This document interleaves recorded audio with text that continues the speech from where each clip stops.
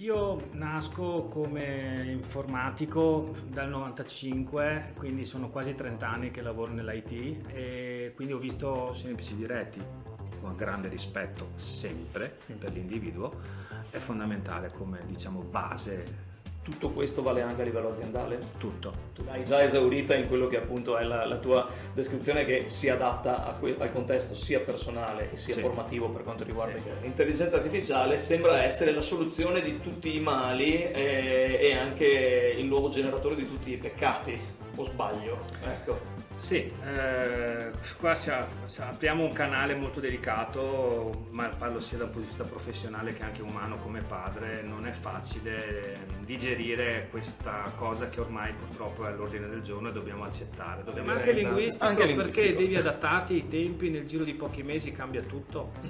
Dall'altra parte del mondo decidere una cosa, devi aggiornarti in real time, non puoi aspettare che qualcuno... Faccio entrare nella conversazione il nostro Jack, perché uno degli elementi che lui ha interpretato come difficoltà di capire e interpretare l'informatichese la troviamo anche nell'apprendimento e nell'espressione linguistica. Certo. O sbaglio? Certo. Quindi stiamo sostanzialmente affrontando lo stesso argomento, ma per due tipologie di approccio alla comunicazione completamente È opposte. fondamentale. Infatti qui proprio caschiamo sul fatto delle lingue fondamentali, l'espressione, speaking, cioè riuscire a parlare e comunicare in modo pulito, semplice, chiaro, soprattutto chi ti sta ascoltando, devi capire come parlare a questa persona, dal veneto stretto di chi fa il contadino al mega imprenditore che vuole la lingua inglese. È fondamentale essere preparati, perché se sai esprimerti, sai le informazioni che dai vengono assunte immediatamente e hai già un risultato. Bentornati a Campus Cast, il primo podcast con fortissimi accenti veneti e fortissime pronunce internazionali, in diretta per voi dal salotto buono di British School Bassano del Grappa. È con noi come ospite oggi un rappresentante invece del salotto digitale della scena appunto bassanese.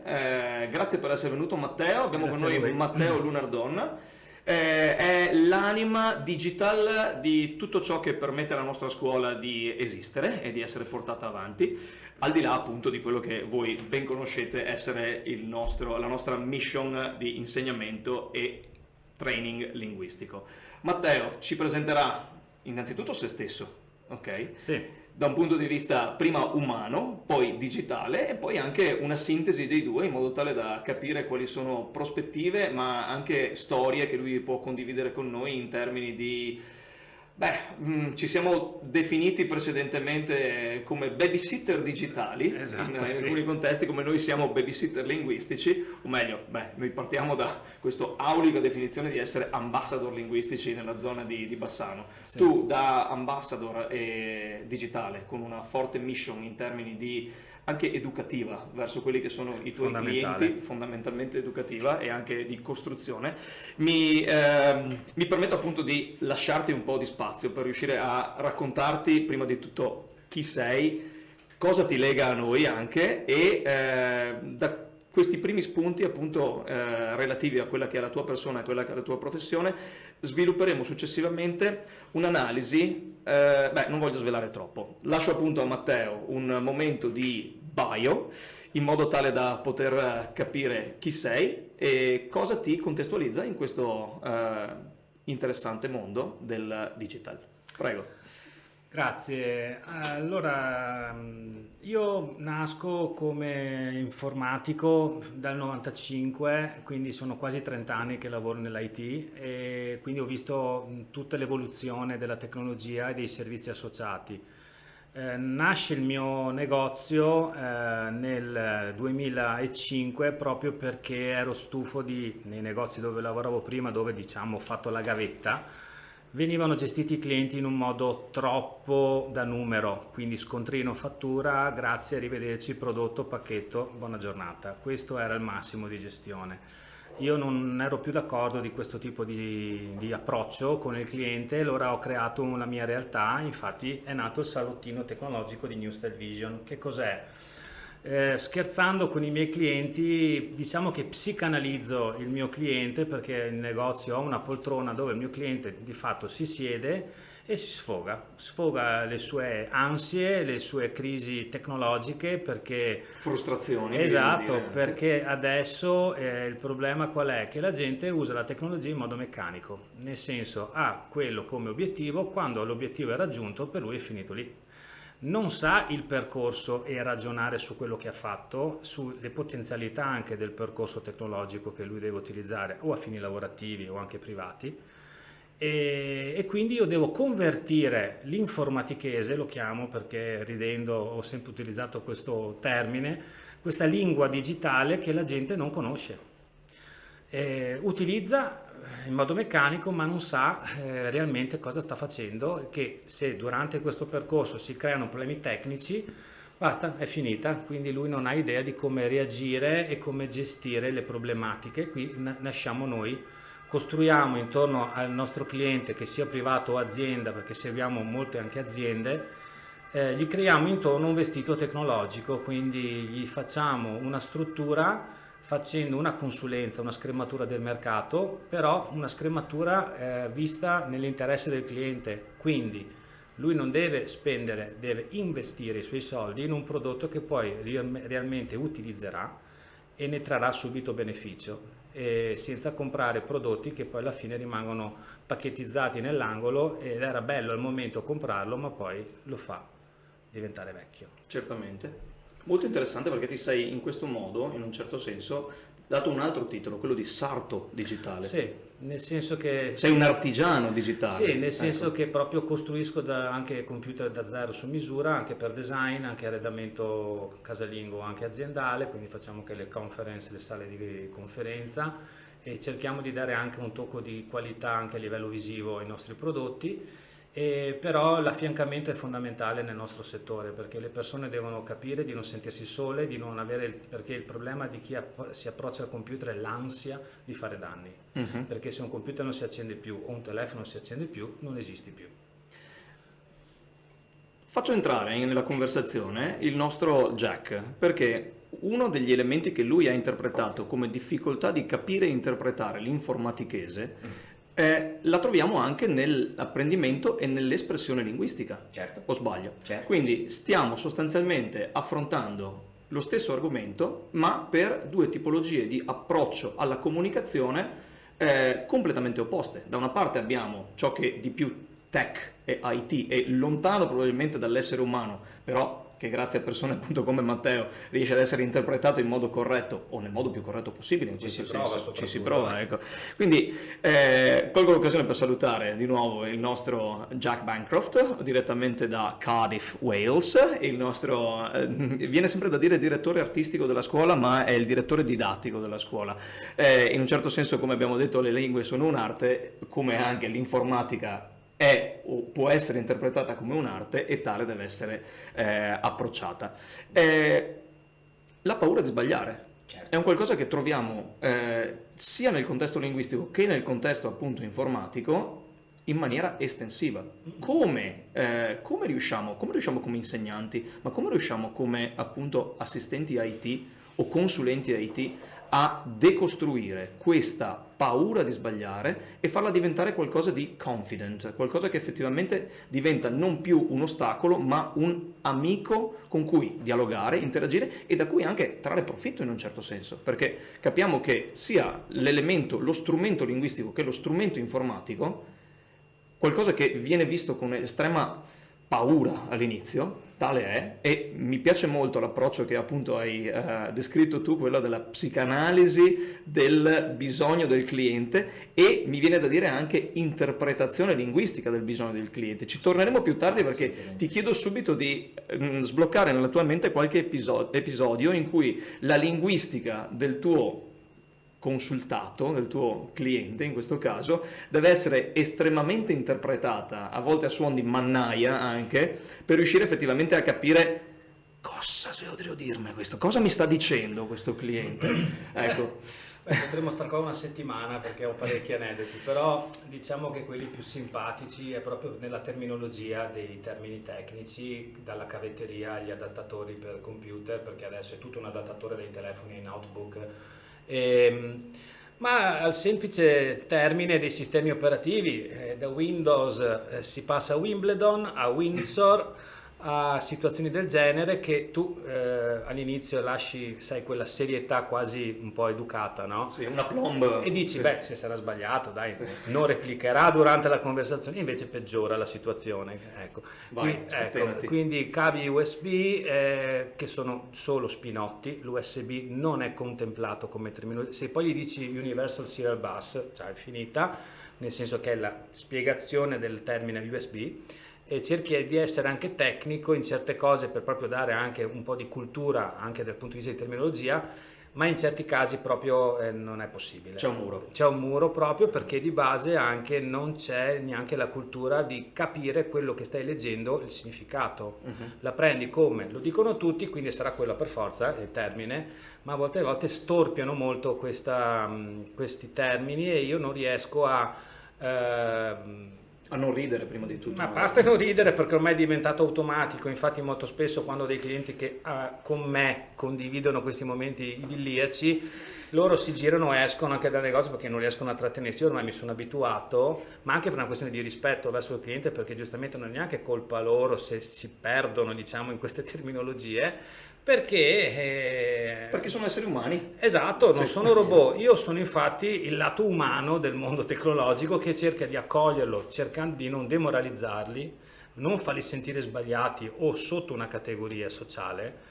E come anche i pensionati, per esempio le persone anziane sono quelle più bistrattate, vedi lo speed, tutte queste cose allucinanti che chiedono, e io li accompagno e gli spiego queste cose come l'upload delle cartelle cliniche che deve mandare al medico di base un settantenne, l'upload, spiegaglielo tu l'upload a un settantenne. Sì. Ecco, gli dico, devi caricare il file, mi dicono cos'è il file? E anche tu là devi essere veramente bravo a spiegargliela e lì però parte tutta la parte pratica, l'affiancamento fisico ma umano con la persona, non dargli un tutorial da guardarsi a casa perché già tutorial non sa che cosa sia. Esattamente. Ecco, quindi bisogna capire proprio questi aspetti, però ci sono un sacco di situazioni ogni giorno che... E tra le tue professioni si sta aggiungendo anche quella di badante digitale, quindi... Sì, ma soprattutto psicologo, perché poi dai computer nasce di tutto, perché essendo la digitalizzazione della persona al computer, dal computer esce di tutto e tu devi cercare di anche attutire tante cose e cercare proprio... Ma questa è una bella cosa, perché quello che io vedo qua, quello che sto ascoltando da te, è che posso, se mi permetti, posso paragonarti con i nostri insegnanti, nel senso Assolutamente che sì. tu devi, da loro a te, e come dai nostri studenti a noi, cioè tu devi capire quello che vogliono. Cioè tu devi capire quello che stanno provando a dire e tu devi capire quello che vogliono e perciò, dopodiché, devi interagire, devi reagire, devi dare quello che loro stanno cercando, ma poi dall'altro lato, come me per esempio, io sono insegnante, sì, sono direttore didattico, ma sono anche insegnante da più di 10 anni, cioè insegno inglese, insegnavo anche francese e c'è sempre questa idea di io so la grammatica e io so la linguistica, io potrei parlarti della morfologia, dei sintassi, di tutte queste cose e non capiresti niente. Come la parte tecnica. Esatto, e perciò sì. io come insegnante o noi come insegnanti dobbiamo trovare questo modo di spiegare le cose che devono essere spiegate, le cose che la persona davanti di me, cioè un studente, la persona davanti di te, cioè il cliente, deve spiegare. Che cos'è questo USB? Il coso che viene dentro il coso che fa questo. Cos'è un coso? Cioè, è difficile da spiegare qualche volta, è difficile da capire qualche volta. Tu devi capire quello che stanno provando a dire e tu devi fargli capire quello che vuoi che loro capiscano. Ma è fondamentale anche non farli sentire a disagio proprio in questa difficoltà, perché non essendo un problema loro, ma è il sistema che ti abitua un po' a non dover sapere le cose, ma a fare tutto in automatismo, è proprio anche quelli di metterti al loro livello in modo umile e però valorizzare anche il loro sforzo che faranno. Certo. Bisogna partire da quanto già di positivo hanno, Assolutamente in termini sì. di, nel tuo caso, linguistica digitale, nel nostro caso, approccio alle lingue, Esatto. chiamiamole classiche in un certo senso. Esatto. Noi abbiamo affrontato finora, diciamo, una questione di metodologia d'approccio, ma un'altra delle cose che volevo, appunto, degli argomenti che volevo affrontare con te, Matteo, è quanta linguistica effettiva, non soltanto tecnica in termini di microlingua e quindi vocabolario IT, deriva ed è quasi esclusivamente, immagino, dal mondo anglosassone. Assolutamente in questo senso. sì. Ecco, se non sparute, e torno sempre ad essere un orgoglioso derivante dai latini, elementi che derivano proprio dal mondo linguistico classico, in questo caso. Nell'IT ancora sopravvivono parole, elementi, termini, concetti greci e latini. Assolutamente sì. Questo proprio mi riempie d'orgoglio, ecco, da chi è venuto da Diciamo studi che le classici. basi le manteniamo ancora noi. Le basi le manteniamo ancora Sì. noi, fortunatamente e orgogliosamente in questo senso. E questo è il vocabolario. La dialettica invece è quasi totalmente inglese. Sì. E quindi da IT management, da IT consultant, da IT badante anche, come ti approcci a quello che è l'insegnamento sostanzialmente di una doppia lingua e quanto la conoscenza di questa lingua nella sua interezza ti aiuta ad essere un migliore artigiano digitale in questo caso. O consulente. O anche consulente informatico. digitale, o consulente informatico. Certo. Allora, io vengo da una famiglia di insegnanti, quindi mi hanno, diciamo, proprio dato di base il concetto di approfondimento costante. Questo è un cheat code però. Sì, proprio devi essere sempre in approfondimento costante. La lingua inglese è fondamentale nel mio settore, non solo come dicevi giustamente tu da un punto di vista tecnico, di proprio terminologia, ma per esempio faccio un esempio, le policy privacy, GDPR, le normative europee per la sicurezza dei dati, è tutto in inglese. Se tu vai da un cliente o da un manager di un'azienda e gli dici fammi vedere il tuo risk assessment, hai fatto una compliance, cioè lui ti guarda e dire scusa, di cosa stiamo parlando? Sempre la privacy. E tu gli dici sto cercando di pronunciarlo nel modo più semplice possibile. Sì, cerco proprio di essere molto basic, eppure loro mi guardano come dire da quale astronave sei sceso. Ecco, quindi, e parliamo però anche di una fascia imprenditoriale abbastanza alta, e senza contare che i miei collaboratori sanno tutti l'inglese, ma non gli sto chiedendo di aver fatto il campus eccezionale, capire, perché se devi approfondire gli unici articoli veri li trovi in lingua inglese. Sì. L'approfondimento di qualsiasi settore informatico tecnologico, ma può essere anche creativo, multimediale, è in inglese. Se tu devi approfondire, guarda articoli in lingua inglese, perché là hai molti confronti e puoi avere dei comparativi di concetti. E quindi anche il fatto proprio dell'espressione che devi avere nei confronti del cliente, devi anche in quel caso in punta di piedi prepararlo a impegnarsi a convertire le terminologie, perché lui primo deve essere quello che deve capire di cosa stiamo parlando, perché è nel suo interesse. Sì. Il metodo che hai tu poi deve essere pian pianino cercare di dargli dei consigli di approfondimento. Certamente, è quella missione educational che ci assolutamente, troviamo a condividere per, abbiamo scoperto linguaggi diversi ma obiettivi comuni, Esatto. in cui cerchiamo sempre di far, sempre in maniera molto tranquilla, perché ho capito che anche il tuo metodo d'approccio non è brusco, No. altrimenti sarebbe controproducente. Assolutamente Sì. no. Poi deve essere una scelta del cliente quella di andare avanti o fermarsi, perché poi alla fine non devi mai mettersi nella fase dell'obbligo, perché già viviamo in un mondo dove tu devi fare, seguire. Già questo a me dà fastidio. Figurati se lo faccio col mio cliente. Se vuole il mio negozio è aperto, se non vuole amici come prima. L'interesse deve venire da te, ma poi come in tutti i settori deve essere un tuo piacere personale approfondire la tua cultura. Sì, l'hai già detto prima, e lo Esatto. citiamo spesso anche noi, è un Fondamentale. investimento quello che viene Assolutamente. fatto. È un investimento che deve essere fatto su misura tua. Assolutamente. Il tailoring di cui sempre parlavi in precedenza è un qualcosa sì. a cui ci teniamo, nel senso che devi sentirti tu bene addosso con il tuo nuovo vestito linguistico, il tuo nuovo vestito digitale, anche perché vedi che il mondo che si muove attorno a te E questo vestito devi aggiornarlo. Ha questo fashion linguistico e fashion digitale, quello digitale che si muove all'ennesima potenza rispetto a quello linguistico, tra l'altro. L'anno prossimo probabilmente dovrai cambiare il tuo outfit. Digitale o linguistico? Digitale, ma anche linguistico, anche perché linguistico. devi adattarti ai tempi, nel giro di pochi mesi cambia tutto. Dall'altra parte del mondo decidono una cosa, devi aggiornarti in real time, non puoi aspettare che qualcuno venga a ricordarti che devi fare o gestire le cose in un modo moderno e aggiornato. Devi essere tu sempre disponibile ad assumere informazioni nuove. Per fortuna, per quanto riguarda la microlinguistica tech, o perlomeno per quanto riguarda la microlinguistica di comunicazione, ho una figlia adolescente che mi tiene aggiornato, sì. Anche se non voglio, e questo è un grande supporto. Anch'io ne ho 3 figlie, una di 14 anni, e diciamo che il too much è molto presente. Assolutamente sì. Beh, allora condividiamo anche questo. Ben fatta.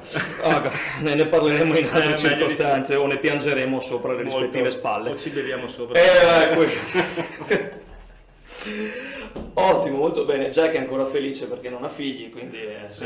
Ma Jack potrebbe essere il nostro figlio, viste le età. Allora... Ti daremo i nostri tutorial in merito a come gestire i figli. Sì, I nostri tutorial ancora non sono online, ma vengono appunto gestiti Li stiamo ancora scrivendo. Molto bene, molto bene. Mi piace come sta prendendo la piega questa chiacchierata che è a cavallo tra il linguistico e il digital. Lo trovo estremamente interessante, lo trovo con tantissimi punti in comune in questo senso. Mi entusiasma, ecco, come approfondire e comparare sia necessario, ma non lo facciamo pesare come necessario ai nostri interlocutori. Questa è una delle cose appunto che trovo estremamente rincuoranti, sì, perché per tanto tempo ci è stato fatto l'idea secondo cui ancora rimane il concetto di scuola dell'obbligo, ok? E quando si cerca di insegnare qualcosa, sia esso un nostro studente, sia esso un tuo cliente, c'è sempre la percezione del ciò che mi è stato insegnato finora è sempre stato un obbligo. E ho capito che forse non era proprio così. Esattamente.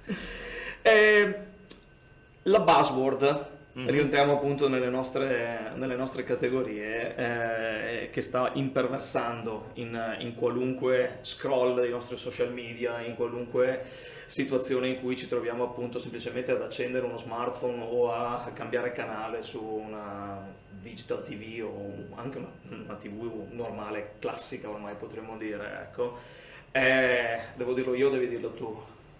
Dillo tu che è meglio. Lo dico abbreviato all'inglese AI. Okay. Sì. L'intelligenza artificiale. Sì. Okay. L'intelligenza artificiale sembra essere la soluzione di tutti i mali e anche il nuovo generatore di tutti i peccati, o sbaglio? Ecco. Sì, qua apriamo un canale molto delicato, ma parlo sia da un punto di vista professionale che anche umano come padre. Non è facile digerire questa cosa che ormai purtroppo è all'ordine del giorno e dobbiamo accettare, dobbiamo conviverci, ecco. L'intelligenza artificiale è molto interessante, cioè era molto interessante quando è stata concepita ed era più che altro in base a quello che loro speravano di poi come utilizzare questa intelligenza artificiale. Mi piace come la tua dialettica le parli come se fosse già una cosa vecchia. Diciamo che è una cosa già attuale che dobbiamo già pensare a come gestirla, come proteggerci, creare nostra zona di protezione dall'intelligenza artificiale, perché anche per i ragazzi hanno purtroppo fatto saltare completamente la capacità di dover mettersi a ragionare sulle cose. Adesso è tutto automatizzato, hai un'idea, scrivi, lui ti dice tutto, però non c'è niente di tuo, non c'è più anima in quello che viene fatto.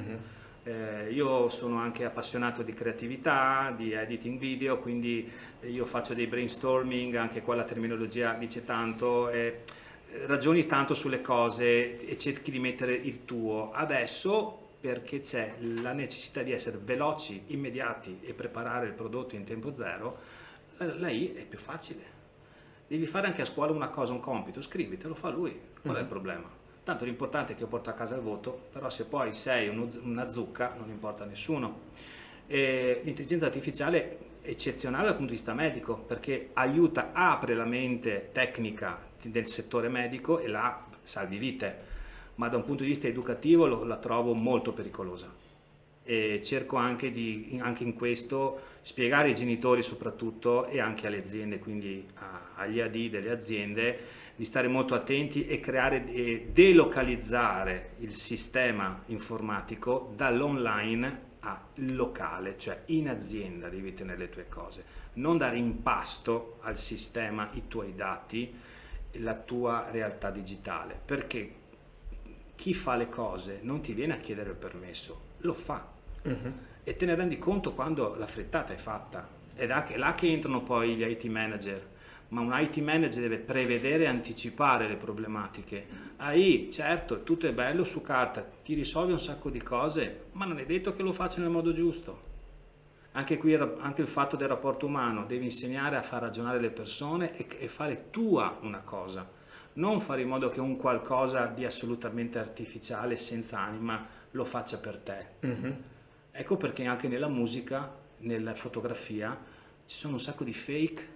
Questa terminologia del fake è nata perché è tutto quasi falso ormai online, perché al momento piace, cliccano e neanche la gente si pone il ferma, dubbio, dice ma no, sarà sicura, se è online sarà così. L'80% delle informazioni online sono fake news, sono cose fatte in modo artificiale.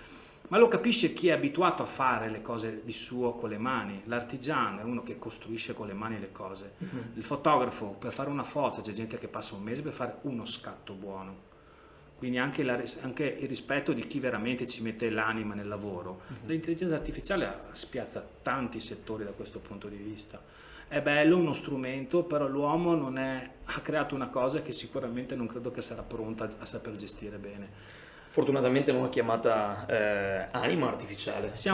Diciamo che siamo alla human risk, cioè siamo a un livello quasi che l'intelligenza artificiale, se gli diamo troppo potere, ci viene incontro. E questo può dipendere dal fatto che noi tendenzialmente come esseri umani, come elemento human element, Sì. in questo ci piace essere accontentati e ci piace accontentarci. Perché vogliamo vivere comodi.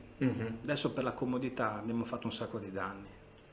Una volta per ascoltarti un disco ti alzavi e mettevi un 33 giri, classico vinile. Adesso dal telefono fai partire anche l'acqua del bagno o della cucina e metti sull'acqua che bolle. Cioè la comodità ha comportato un sacco di difficoltà e essere assolutamente troppo pigri nelle cose, ma soprattutto mentale. Perché sai che ormai tutto è pronto, tutto è fatto, basta solo che la tua bravura deve essere solo nel aggiustare, fare un puzzle delle informazioni preconfezionate per dopo dare un prodotto finito che dici che è tuo, ma sai bene che di tuo non è così, ma è giusto così perché tanto lo fanno tutti. Rischioso. Sciocco, perché io una cosa che consiglio è quello di essere il più possibile indipendenti, cioè ragionare con la propria testa e mai accontentarsi della prima risposta che ricevi, approfondire sempre tutto. L'analisi critica in questo caso Fondamentale, è fondamentale, perché la TV negli anni 60 era il fulcro del sapere, adesso è il fulcro del deviare l'informazione. Quindi è importante usare la propria testa, un confronto sociale importante, confrontarsi con le persone, professionisti, come stiamo facendo noi adesso, avere informazioni fisico anche, ecco perché io dico il contatto umano è fondamentale con i miei clienti, perché da loro traggo un sacco di informazioni necessarie per la mia attività, migliorare i miei servizi, migliorare i prodotti, migliorare il rapporto con i miei clienti, dare possibilità, dare indicazioni. Anche io mando altri professionisti ai miei clienti perché posso pensare che da loro possono avere più informazioni. Quindi il confronto e l'analisi è fondamentale in tutto. E ricordiamoci che queste parole vengono da una persona, un professionista del digitale, quindi la cosa concettualmente più esterna a quello che è. Io sono analogico in un mondo digitale. Esattamente, questo è un bel concetto ulteriormente poetico, diciamo, da poter inserire in una tua descrizione in LinkedIn, in questo senso. Sì. Ecco, oltre che a badante digitale, artigiano digitale, babysitter digitale, diciamo che dipende digitale, dai momenti, ecco sì, dipende dai vari momenti, sei trasversale in questo. Trasversale, ecco, un'altra bella terminologia per quanto riguarda i professionisti del momento, ok? Faccio un attimo un salto su quelli che terrei, alcuni li hai già nominati, ma vorrei tanto che tu dessi dei consigli a ragazzi, giovani professionisti, neodiplomati, neolaureati che si stanno affacciando o che magari sono già completamente soaked, immersi in un mondo digitale e in un mondo di servizi digitali o di tentativo di approcciare il mondo dei servizi digitali. Dimmi 3 cose, non di più, che ti senti di dire da zio, nonno, bisnonno della tecnologia in questo senso, se veramente è già dagli anni 90 che tu ti muovi all'interno di quello che è, qualcuno semplicemente direbbe i computer, ok? Che poi tu mi racconterai essere mistrattati, bistrattati e misunderstood in diversi momenti, ecco. Ma cosa dici a un neodiplomato di un istituto tecnico la cui principale passione è appunto l'informatica, la digitalizzazione? Sei uscito dalla scuola in questo momento, adesso devi cominciare a studiare veramente. Prima cosa, sì. Perché lavorando impari.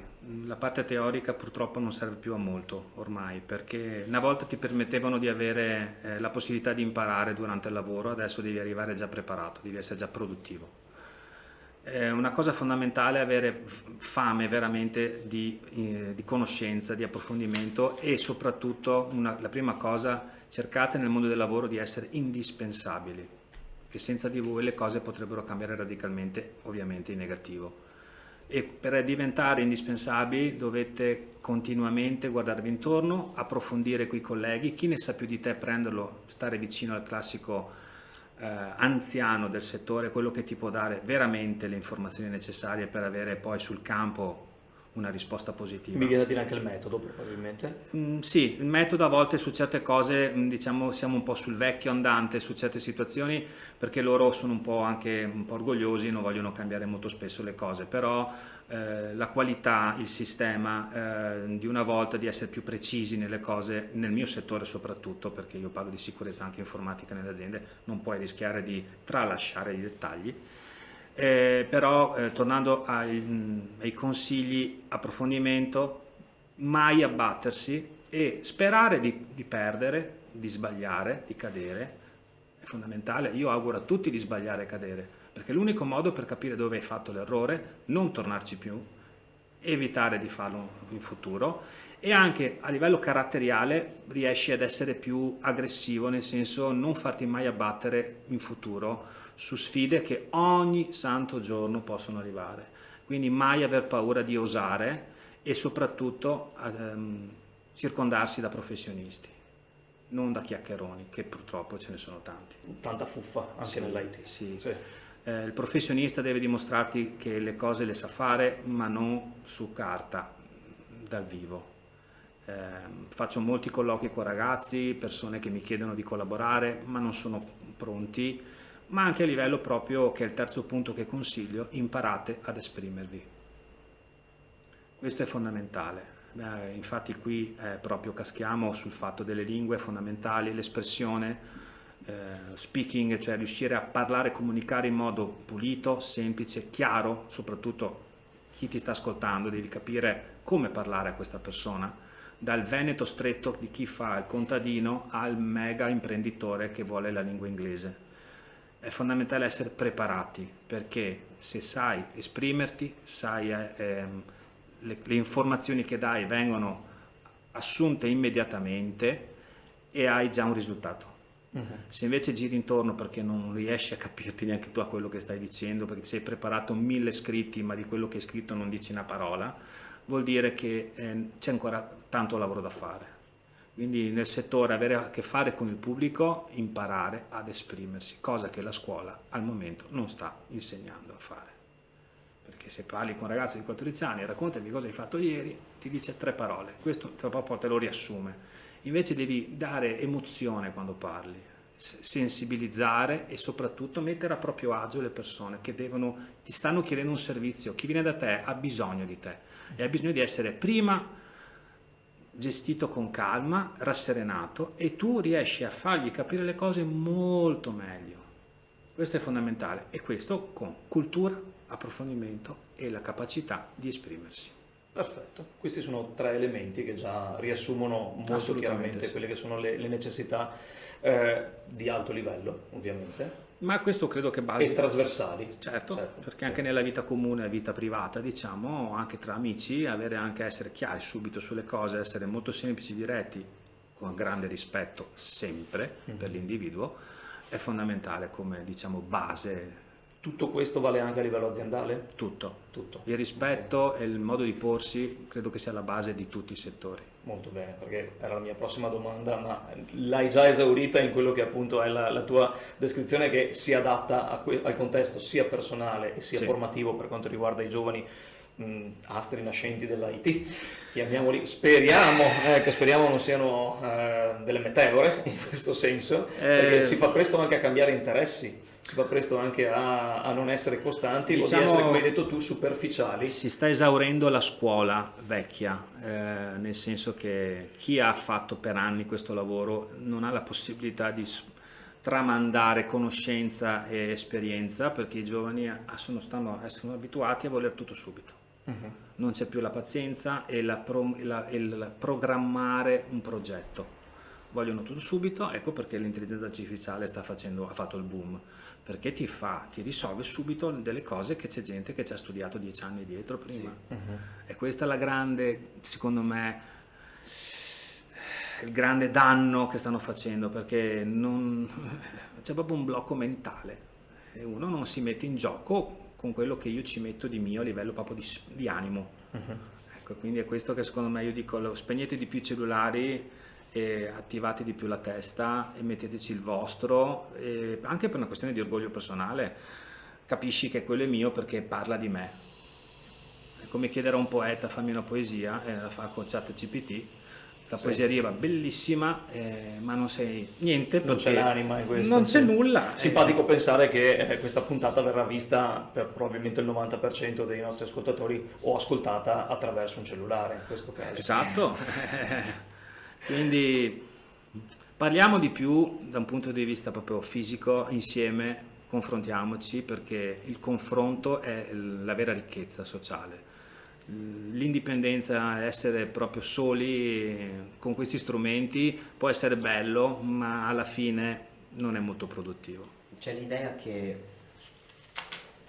sì che puoi usare, o almeno per me, cioè sì che puoi usare l'intelligenza artificiale, sì, però non è che deve fare tutto il lavoro per te, devi anche sapere cosa fare con l'informazione che ti dà. Giusto. Cioè, c'è un altro buzzword per quanto riguarda l'intelligenza artificiale, è prompt.